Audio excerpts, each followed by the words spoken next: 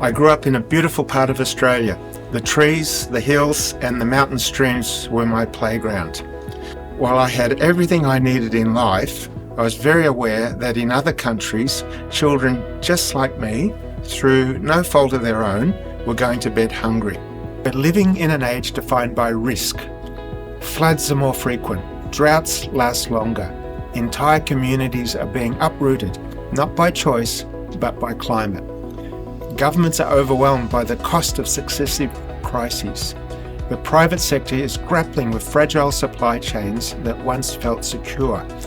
And as environmental shocks collide with economic and social systems, instability grows, not in theory, but in real time. In reality, we are no longer just responding to disasters. We are living inside a global risk loop, one that is intensifying every year. But here's the good news. There is a way out. In the early 1980s in Niger Republic, I witnessed the devastating effects of land degradation firsthand. Efforts to restore the land through costly tree planting failed. Niger is a landlocked country, a borderland of the Sahara Desert, and one of the poorest countries in the world.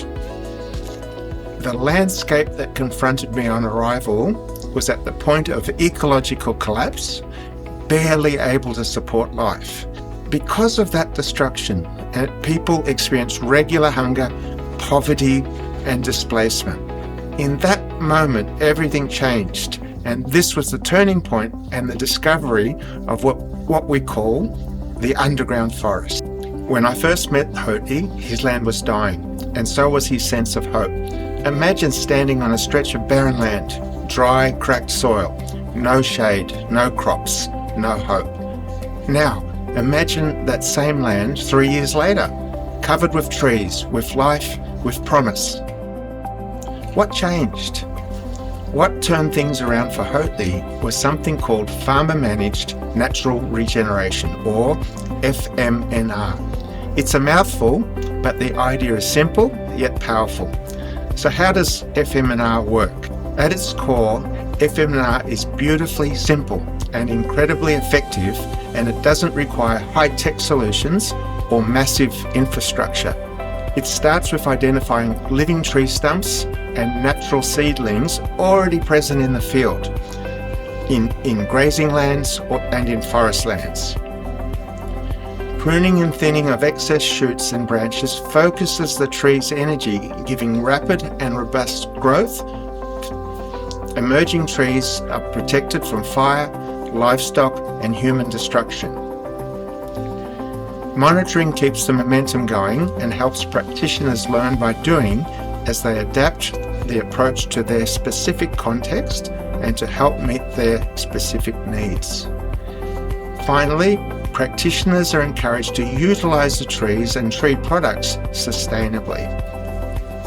This low-cost, low-risk method requires no expensive seedling nurseries or irrigation. It's reliant on local ownership and stewardship, and thus it doesn't create dependency on external expertise or resources. FMNR works not by fighting nature, but by unlocking nature's own ability to self-heal. Beneath the surface of many formerly forested areas, even the driest, most degraded land, life remains, waiting. And with the right touch, it returns. And when it does, everything changes. But FMNR is not just about trees or soil. It's about people. It's about enabling and empowering ordinary people, farmers, families, entire communities to become stewards of the land rather than destroyers of it. They don't need to wait for help. They are the help. And that realization is transformative. That's why FMNR matters to CSR, ESG enthusiasts like you. It delivers tangible, measurable wins for both people and the planet. And better yet, its sustainable impact is easily scalable. What makes FMNR truly extraordinary is not just that it unlocks both socio-economic and environmental benefits. It is extraordinary because it scales. So let's explore what it means to scale. In Niger, FMNR was first promoted successfully at village level. With a slight increase in effort, it was subsequently promoted at district and national levels. I wondered, what would it take to promote FMNR at regional and international levels? Over the years, I've discovered that even a small increase in effort can lead to an exponential increase in the spread of FMNR. Our approach progressed from face-to-face visits and workshops to presenting at international conferences and on to providing training, information, and videos online. Instead of a single non-government organisation promoting FMNR, we began working with governments at all levels, educational and research institutes, faith-based organisations, and other non-government organisations. We advocated for favourable policies which give land users the assurance that they will benefit from their restoration efforts.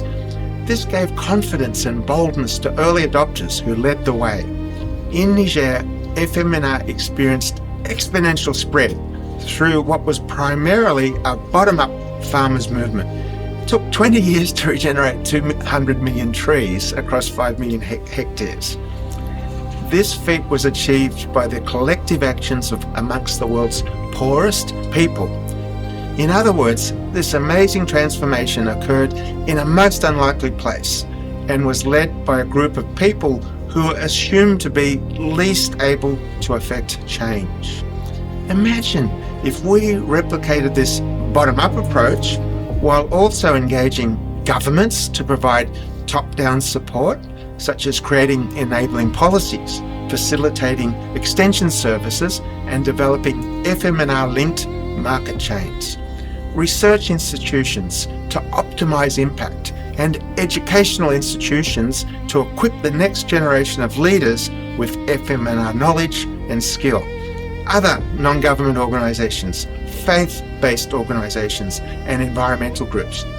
Surely it would be possible to realise restoration rates of 5 million hectares, not in 20 years, but in 5, and not in one country at a time, but in multiple countries simultaneously. To this end, World Vision promotes a broad range of regreening initiatives, including FMNR, climate-smart agriculture, and use of greenhouses to enhance child well-being, livelihoods, and nutrition. Selected approaches are currently being implemented in Vietnam, Cambodia, Thailand, Laos, Myanmar, Mongolia, and China. For example, World Vision's solar energy program in Vietnam has brought clean energy to remote communities, benefiting over 60,000 people and powering their homes, roads and schools with solar electrification. Innovative community waste management initiatives implemented by World Vision Foundation of Thailand are benefiting hundreds of households, drawing energy and other value-added products from household waste. Hundreds of vulnerable households have been provided with innovative energy-efficient gears, or traditional Mongolian homes, as part of a pilot project by World Vision Mongolia, addressing issues of indoor air pollution while reducing the dependence on coal for heating and cooking. At World Vision, we have a bold goal to restore 1 billion hectares of degraded land over the next decade. We won't do it alone. We will work in the places where we already serve, but just as importantly, we will work with and through others to expand the impact far beyond our own reach. This is not just a campaign, it's a journey, and I invite you to walk it with us. My vision for the future is to see healthy, functioning landscapes that support thriving communities leading prosperous and dignified lives. And right now, the opportunity for countries across East Asia to lead the way in scaling FMNR is not just possible, it's within reach. In fact, it's already beginning. Together, we can restore millions of hectares. We can lift vulnerable people out of poverty. There is a common saying, the root of the problem. Instead, we invite you to change this to the root of the solution. We can discover underground forests and together bring life to degraded land and vulnerable community. and we can fight climate change, not someday, but starting now. This is our moment. Let's take it together. Thank you.